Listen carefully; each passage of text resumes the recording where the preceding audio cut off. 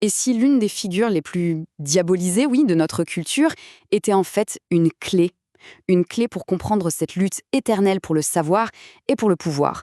C'est exactement ce qu'on va décortiquer ensemble. Alors, partons de là. Et si le serpent disait la vérité? Ça a l'air simple comme question, n'est-ce pas?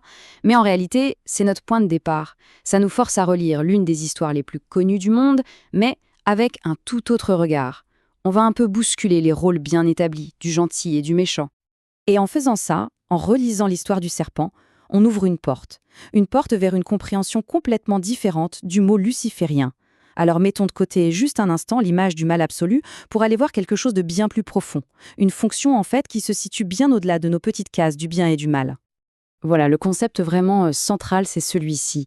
Il faut arrêter de penser à Lucifer comme un personnage, une entité, et le voir plutôt comme une fonction structurelle. Son rôle, c'est de briser un monopole sur le sens, sur la connaissance. C'est le geste de révéler un savoir qui jusque-là était caché, interdit. C'est un acte de rupture, un acte fondamental. Bon, revenons à notre jardin d'Éden. Le serpent, qu'est-ce qu'il dit à Ève? Il lui dit « Si tu manges de ce fruit, tes yeux s'ouvriront. » Bon, elle mange le fruit et hop, ses yeux s'ouvrent.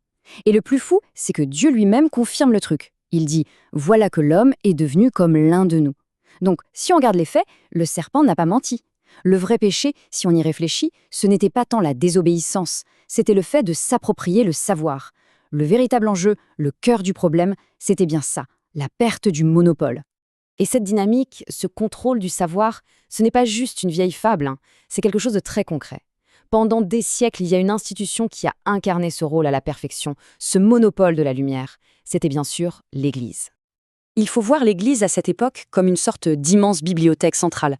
Elle accumulait tout le savoir du monde, elle traduisait, elle interprétait, bref, elle possédait la lumière. Mais, et c'est là que c'est crucial, elle gardait la main sur l'interrupteur. Un contrôle très scrupuleux. Cette lumière, elle était réservée à une élite, à ses propres initiés. Et ça nous amène à deux dynamiques qui s'opposent complètement. D'un côté, on a ce qu'on peut appeler un savoir ésotérique, c'est-à-dire un savoir qui reste en interne, réservé à une petite élite pour maintenir son pouvoir. Et de l'autre côté, on a le savoir exotérique. Lui, il est diffusé librement, il devient public, universel. Et là, forcément, il se transforme en un outil de libération, et donc en un défi direct pour le pouvoir en place. C'est ça qui est fascinant. Ça veut dire que l'enjeu, au fond, ce n'est jamais la vérité d'un dogme en soi, c'est sa fonction, c'est son rôle dans la structure du pouvoir. Comme le dit cette citation, un dogme n'est pas seulement une proposition vraie, c'est un pilier structurel du pouvoir symbolique. Le questionner, c'est menacer l'architecture de la domination. Autrement dit, débattre d'un dogme, ce n'est pas juste une discussion philosophique, c'est carrément scier la branche sur laquelle tout le système est assis. Mais voilà, une tension pareille, ça ne pouvait pas tenir éternellement. C'était une cocotte minute. Et ça a fini par exploser. Une rupture historique massive. Un événement qu'on peut tout à fait analyser comme un débordement luciférien. C'est le moment où la lumière a littéralement débordé de son contenant. Elle s'est échappée. C'est ce qu'on appelle ici la grande évasion des Lumières. La lumière, qui était confinée, bien au chaud, dans les monastères, dans les universités contrôlées par l'Église, eh bien elle s'échappe, elle sort, elle se répand partout et devient une affaire publique. Un outil pour tout le monde, basé non plus sur le dogme, mais sur la raison, sur l'observation. Et les pionniers de ce mouvement, pensez à Descartes, Spinoza, Kant, Galilée, il faut bien comprendre que leur but initial, ce n'était pas forcément de détruire la foi. Non, leur projet était peut-être encore plus radical. Ce qu'ils voulaient, c'était arracher le savoir à l'autorité unique de l'institution. Faire en sorte que la connaissance ne soit plus une propriété privée, mais un bien commun. L'idée, c'était de briser le monopole, pas forcément d'abolir Dieu. Mais alors, c'est là que l'histoire devient vraiment intéressante. Que se passe-t-il quand cette force de libération, cette lumière qui s'est échappée, crée à son tour son propre système de contrôle? Quand le libérateur devient le nouveau gardien de la prison? C'est ici que l'analyse propose une analogie assez audacieuse, il faut le dire. Et si l'histoire n'était qu'un éternel recommencement?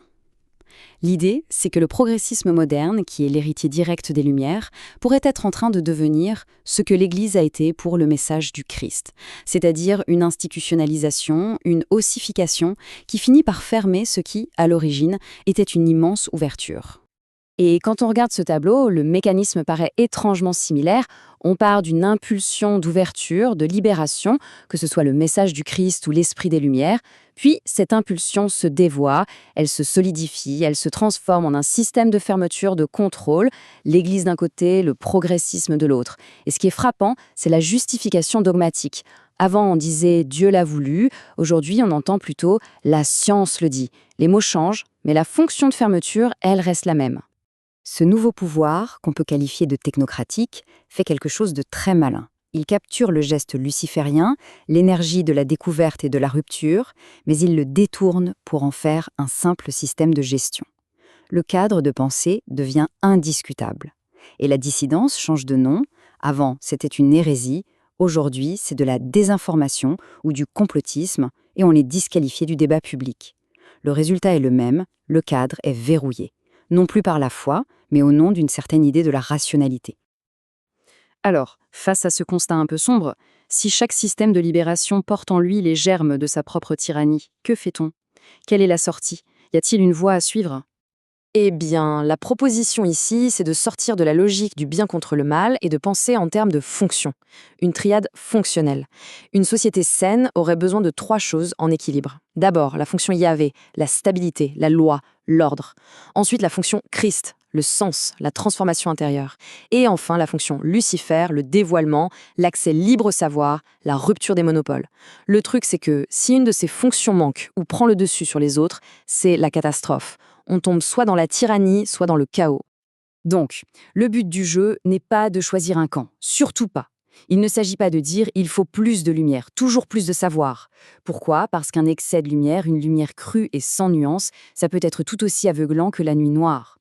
Non, le véritable défi, le but ultime, c'est l'intégration.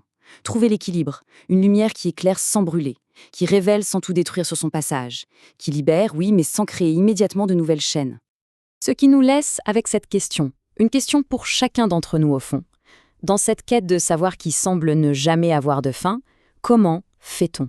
Comment s'assurer que chaque nouvelle connaissance, chaque nouvelle lumière qu'on découvre, soit une source d'éclairage et pas le début d'un nouvel incendie?